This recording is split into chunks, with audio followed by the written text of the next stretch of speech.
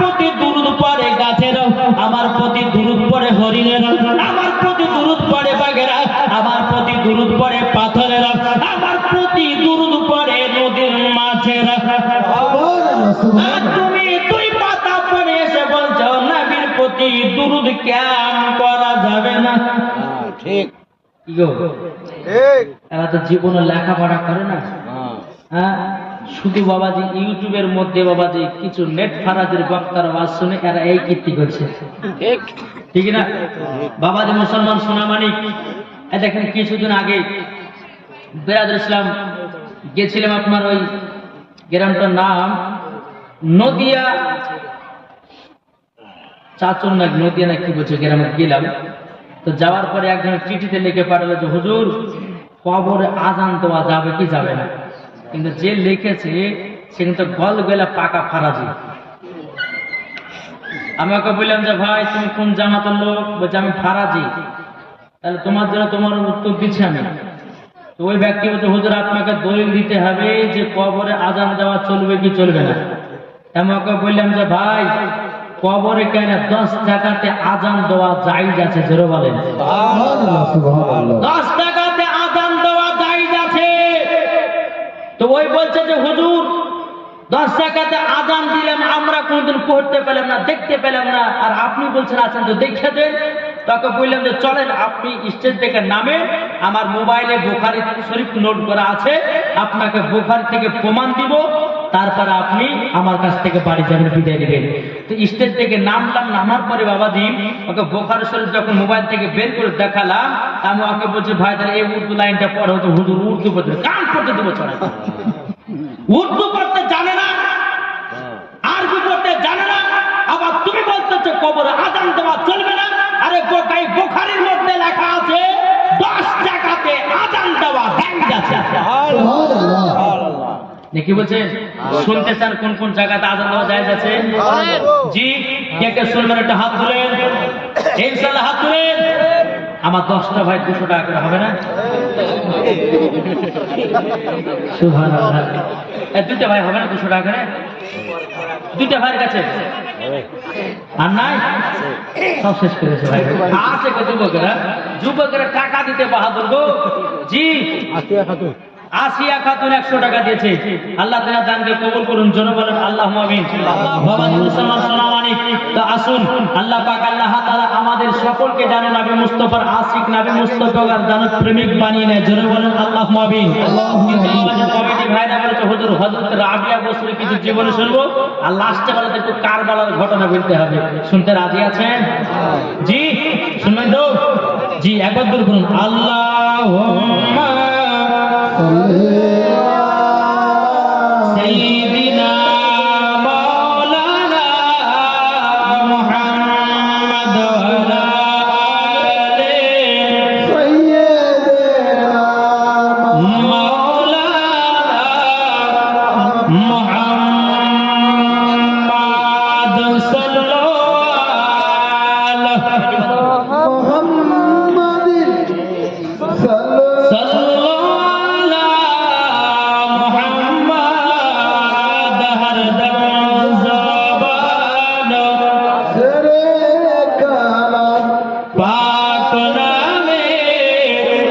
মোহাম্মদ। আমি চাই না বেহেশত, আমি চাই না জাহান্নাম, আমি চাই না বেহেশত, আমি চাই না জাহান্নাম, আমার কপালে লিখে দিও দয়াল নবীর নাম।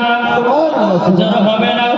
আমার কপালে লিখে দিও দয়াল নবীর নাম। যাদের দিলে আছে নবী ভালোবাসা, ওই তো যাবে দেখো শুধু সোনার মদিনা। যাদের দিলে আছে নবী ভালোবাসা, যাবে দেখো চলে তারা নবীর দিওয়ানা। দেখলে পরে বুঝা যায় নবীর দিওয়ানা, দেখলে পরে বুঝা যায় নবীর দিওয়ানা। আমার কপালে লিখে দিও দয়াল নবীর নাম। জোরে বলেন আর মোহাম্মতে বলুন সুবহানাল্লাহ। এই বাবাজি মুসলমান ভাইরা বাবা আমার সোনা মানিকের তাইলে বাবাজি বোঝা গেল নবীর প্রতি দুরূদ পড়ব মরার পরে জান্নাতি হব এই বাবাজি মুসলমান ভাইরা বাবা আমার সোনা মানিকের আমার আল্লাহ পাক আল্লাহ তাআলা বলছো আমার বান্দা বান্দিরা তোমাদের দিলের জান যদি ছুটাতে চাও নবীর প্রতি দুরূদ পড়ো অটোমেটিক তোমাদের জান ছুটে যাবে আর দিলের জান যদি বাবা ছুটে যায় নামাজ পড়বেন নামাজে মজা পাওয়া যাবে রোজা করবে রোজার মজা পাওয়া যাবে হজ করবেন হজের মজা পাওয়া যাবে যাকাত করবেন যাকাতের মজা পাওয়া যাবে সুবহানাল্লাহ সুবহানাল্লাহ ঠিক না ঠিক জি বাবাজি মুসলমান চলুন আপনাদেরকে আর একটা আপনার দলিল দিন বিরাদার ইসলাম মহাদাস সামানিক রাম এই যে ভাইরা যে দাঁড়িয়ে আছেন তো আসেন না ভাই জি আমি কিন্তু মুসাফির ব্যক্তি ভাই আর আল্লাহ বলতেছে তিনজন ব্যক্তির দোয়া কারেন্টের মতো আল্লাহ কবুল করে কজন ব্যক্তি বললাম তিনজন ব্যক্তির দোয়া আল্লাহ কারেন্টের মতো কবুল করে এক নম্বর মুসাফির দুই নম্বর মাজনুন তিন নম্বর হচ্ছে মা এই তিনজনের দোয়া কারেন্টের মতো আল্লাহ কবুল করে এখন যিনারা দাঁড়িয়ে আছেন এমন দোয়া করবো যেন সকালবেলা পেশাব বন্ধ হয়ে যায় তাড়াতাড়ি বসেন নাকি বলছেন আসেন আসেন সামনে দিকে আসেন যে সমস্ত ভাই দাঁড়িয়ে আছেন ভাই দাঁড়িয়ে থাকবেন না কেননা কষ্ট পাচ্ছেন আপনারা আসেন আর জামাতে ইসলাম বানানো মানে বসেন হলো ইসলাম মানে কি শান্তি তাহলে বাবা শান্তি ধর্মকে কেন কষ্ট করে দাঁড়িয়ে থাকবো কমিটি ভাইরা বসার জায়গা করেছে এত সুন্দর ভাবে প্যান্ডেল করেছে বসার জন্য তাহলে কেন দাঁড়িয়ে থাকবো একবার দূর করুন আল্লাহুম্মা সাইয়্যিদিনা মাওলানা মুহাম্মদ ওয়া আলা মাওলানা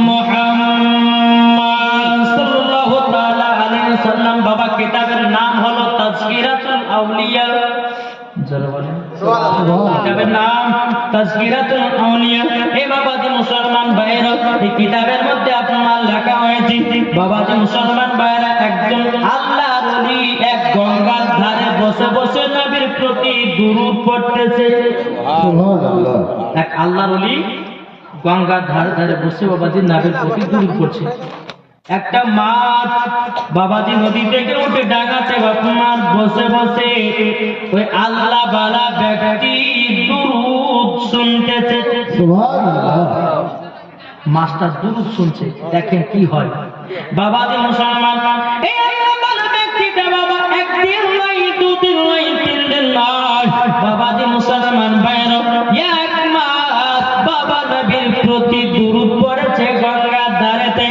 মাছটাও জানো এক মাস নবী দুরূদ শুনেছে সুবহানাল্লাহ শোনার পর বাবাজি একটা মাছুয়া বাবাজি আপনার জাল নিয়েছি বাবাজি আপনার সমুদ্রতে আপনার কিনা জাল ফেলিয়েছি জাল ফেরার পরে একটাই মাছ উঠেছে যেই মাছটা নবীর দুরূদ পড়া শুনতো বাবাজি মাছটাকে বাড়িতে নিয়ে গিয়ে বিবিকে বলতেছে বলো গো বিবি এই মাছটাকে ভালোই করে বাছাই করো বাছাই করার পরে গরম তেলে ভালো করে ভেজি সুন্দর করে একটা রান্না করো আমি এই মাছটা দিয়ে রান্না বান্না করে আবার মাছ ধরতে যাব বাবাজি মুসলমান ভাইরা যখন তিনার বিবি মাছটাকে ভালো করে বাবা বাছাই করেছি বাছাই করার পরে বাবাজি মাছটাকে গরম তেল ছাড়বে কি আল্লাহর কি কুদরত যেমন মাছটা গরম তেলে ছেড়েছে বাবাজি মাছ যেন জীবিত হয়ে গেছে জোরে বলেন সুবহানাল্লাহ বিরাদার ইসলাম মুআদ্দাস সামানিক রাম যখন বাবা মাছটা জীবিত হয়ে যাওয়া তিনার বিবি অনেকক্ষণ ধরে বাবা গরম তেলে মাছটা ছেড়ে দিয়েছি কোনো মতে বাধা হয় না যত ভাজে ততই জিন্দা হয় সুবহানাল্লাহ এ বাবাজি মুসলমান ভাইরা তিনার স্বামী এসে বলছে বলে বিবি গো তুমি কি মাছ রান্না করেছো নাকি বিবিটা বলছে স্বামী গো আপনি কেমন মাছ এনে দিয়েছেন বলে কেন কি হয়েছে বলে মাছটাকে ভালো করে বাছাই করলাম বাছাই করার পরে গরম তেল যেমন ছেড়েছি গরম তেল যেমন ছেড়েছি আল্লাহর কি কুদরত মাছটা যেন জীবিত হয়ে গেছে মাছ যেন আর ভাজা হয় না বাবা মাছটা কি করেছি মাছটাকে নিয়ে বাবা ওই আল্লাহ বালা ব্যক্তির কাছে গেছে যাওয়ার পরে বলছে বলে হুজুর ও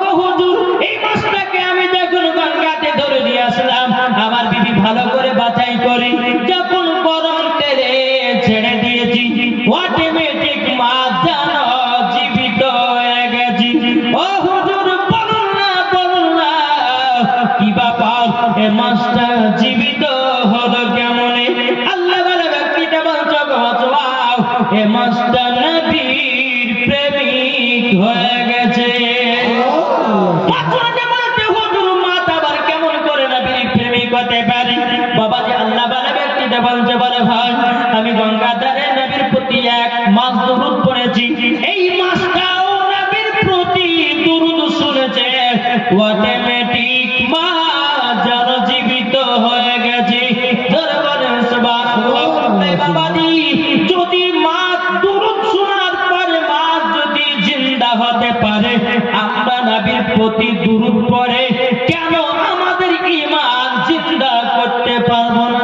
সুবহানাল্লাহ, ঠিক ঠিক ঠিক না? জি।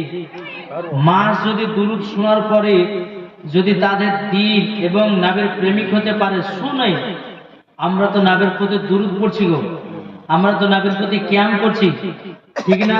ঠিক বাবাজি মুসলমান সোনা মানিক, আল্লাহ পাক আল্লাহ তাআলা বলতেছেন যারা নবীর প্রতি দুরূদ পড়ে বাবাজি তাদের প্রতি আল্লাহ রহমত বর্ষিত করে। সুবহানাল্লাহ, সুবহানাল্লাহ। জোরে বলবেন না? যারা নবীর প্রতি দুরূদ পড়ে রহমত বর্ষিত করে, 10টা গুনাহ maaf করে এবং 10টি রহমত তার বাড়িতে বরকত আছে। জোরে বলেন। সুবহানাল্লাহ। তাইলে আজ আমরা মুসলমান, কেন আমরা নবীর প্রতি দুরূদ পড়াতে পেছাবো? আমরা মুসলমান, কেন নবীর প্রতি কিয়াম করাতে পেছাবো? কি বলছেন?